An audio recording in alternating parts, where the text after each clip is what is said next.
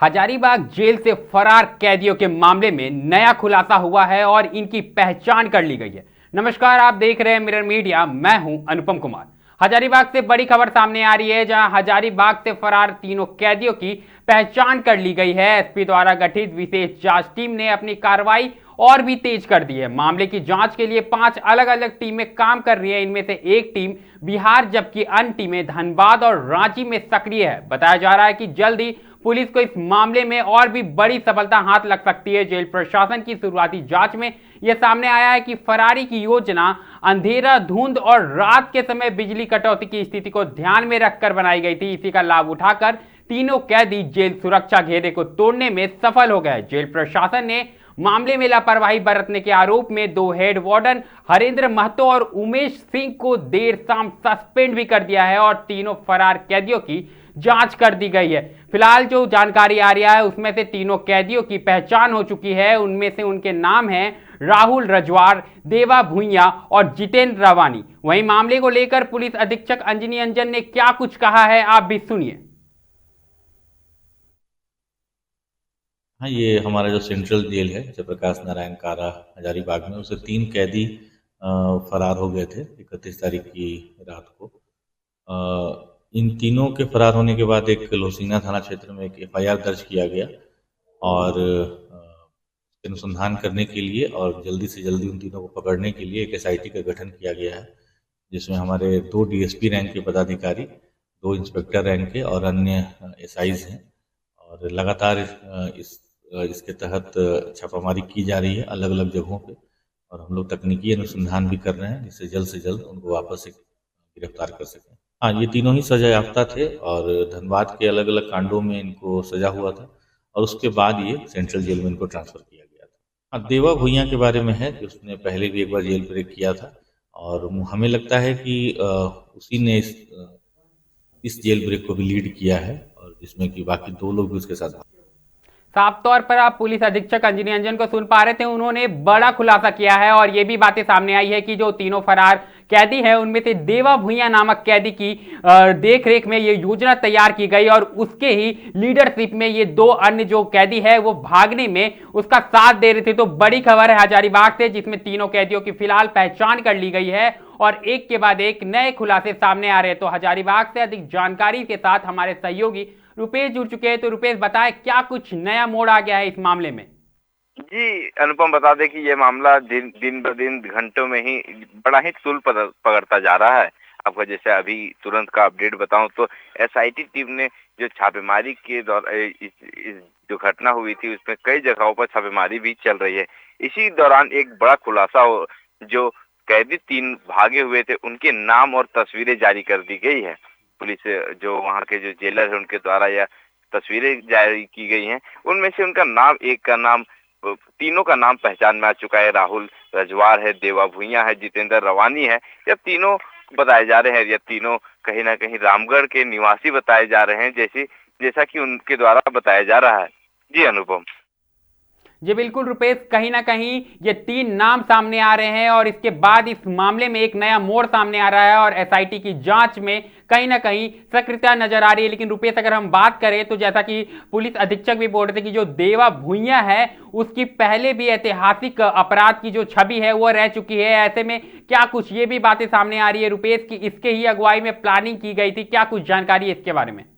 जैसा पुलिस अधीक्षक अंजनी अंजन बताते हैं कि देवा भुइया के मतलब निगरानी में ही, उन्हीं की अगुवाई में यह तीनों जेल से फरार हुए थे और फरार अपराधियों में इन तीनों में से जो देवा भुइया है वह पहले भी जेल ब्रेक कर चुका है। आपको बता दे तो जैसे प्राप्त जानकारी के अनुसार धनबाद जेल से भी यह फरार होने का कार्य पूर्व में कर चुका है, जिसके बाद उसे हजारीबाग जो सेंट्रल जेल है वहां भेजा गया था। ये हजारीबाग सेंट्रल जेल भेजने के बाद यहाँ से भी उसने जेल से भागने का काम किया है और इसी के अगुवाई में 2 और अन्य अपराधी यहाँ से भागने में सफल हुए हैं। फिलहाल जो हजारीबाग पुलिस है वो जांच में जुटी हुई है और जैसे जैसे ये केस अलग मोड़ लेता जा रहा है, ये और भी जो मामला है और भी पेचीदा बनते जा रहा है। जी अनुपम।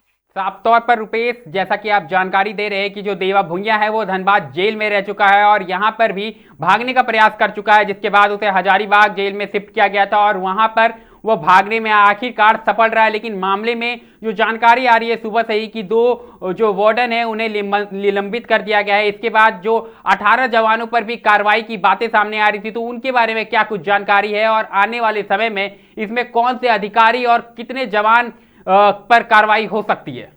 जी, अभी फिलहाल तो 2 हेड कांस्टेबल जो परमानेंट थे जेल की सुरक्षा में लेकर, उन पर कार्रवाई करते हुए उन्हें निलंबित कर दिया गया है। साथ ही 18 के ऊपर कार्रवाई का जो तलवार है वो लटक रही है। साथ में आपको बता दें कि अगर यह मामला सामने आता है तो जो देवा भुइयां जो अगुवाई में यह जेल से फरार हुआ है, वह जो धनबाद जेल में भी भागने पे सफल हुआ था और हजारीबाग जेल से भी भागने पे सफल हुआ है, तो कहाँ हजारीबाग प्रशासन की जो चूक हुई थी उसे भी वह जो कहाँ कमी है उसे सुधारने में लगे हुए हैं और जो जांच है वो अभी जारी है। जी अनुपम। जी बिल्कुल रुपेश, कहीं ना कहीं जांच जारी है, लेकिन जो एसआईटी की टीम गठित की गई है, एक टीम बिहार भी पहुंची है, तो बिहार वाली टीम को लेकर क्या कुछ जानकारी है? चूंकि धनबाद में टीम का पहुंचना सामान्य बात है, रांची में भी पहुंच रही है, ऐसे में झारखंड की बात तो अलग है, लेकिन बिहार में भी टीम दबिश कर रही है, तो ऐसे में क्या लगता है कि क्या कुछ इनपुट आया है बिहार से? जी, सारी जानकारी को गोपनीय रखते हुए ये सारी कार्रवाई की जा रही है, क्योंकि और आगे भी ये कार्रवाई भी आगे और भी तुल पकड़ेगी और जैसे भी कोई अपडेट आएगी तो वो भी पुलिस प्रशासन देने का कार्य करेगी। पुलिस प्रशासन का यह कहना है। जी अनुपम।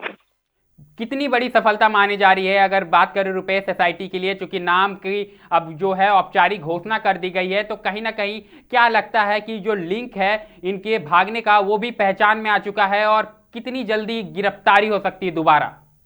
जी, ये देखने वाली बात होगी कि कब इनकी गिरफ्तारी हो पाती है। साथ ही जो तीनों की जो अगुवाई में ये भुइयां की जो अगुवाई में यह कार्य किया गया था, अब देखना होगा कि कब वो पकड़ाते हैं और उसके बाद क्या बाहर से भी इनकी संलिप्तता थी कि इनके भागने में किन्होंने इसकी बाहर से मदद की थी या अंदर के ही कोई लोग इसमें सम्मिलित है, वह तो वो जब पकड़ाएंगे तभी कुछ साबित हो पाएगा। जी अनुपम।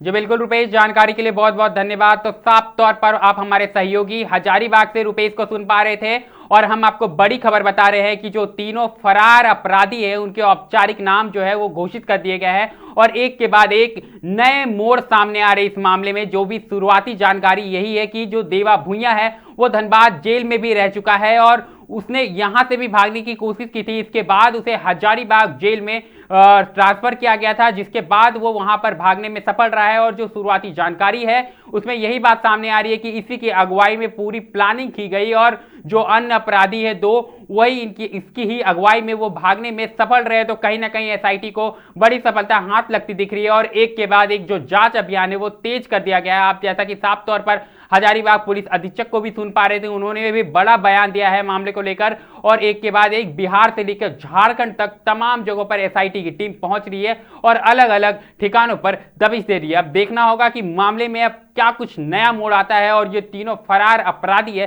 कब तक दोबारा पुलिस की चंगुल में आ पाते हैं। फिलहाल इस खबर में इतना ही है, ऐसी तमाम खबरों से हम आपको अवगत कराते रहेंगे। देखते रहे मिरर मीडिया।